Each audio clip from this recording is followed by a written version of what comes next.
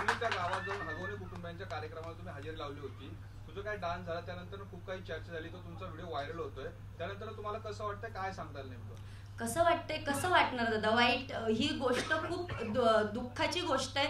आणि असं नाही आहे की आम्ही कलाकार आहोत, आम्ही बऱ्याच गावी, प्रत्येक गावी जाऊन कार्यक्रम करतो, की असं नाही आहे की पुढं काय होईल आम्हाला माहीत नाही.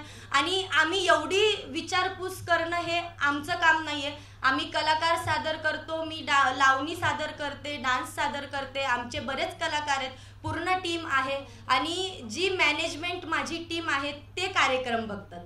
म्हणून याचा म्हणजे मला ह्या गोष्टीचं काही माहीत नाही, पण मॅनेजमेंट टीम वगैरे हे सगळी गोष्ट, हे सगळे जे कार्यक्रम घेण्याचे कामं वगैरे हे सगळी टीमच बघते. छोट्या छोट्या गोष्टीसाठी त्यांच्या सुनांना छळलेले, काय काय एक्सपेक्टेशन्स होत्या त्यांच्या, तुमच्या कार्यक्रमाचं संपूर्ण मानधन तुम्हाला मिळालं होतं का? हो, मिळालं का ना, सगळं मानधन मिळालं, कार्यक्रम छान झाला, सगळं व्यवस्थित झालं.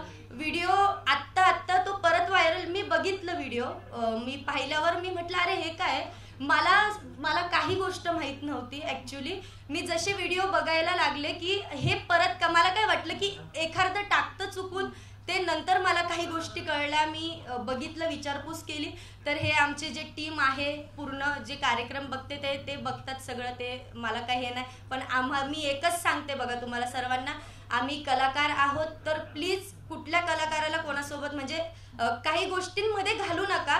मी कला सादर केली आहे, बाकी काही नाही, पुढचं मला काही माहीत नाहीये. थँक्यू.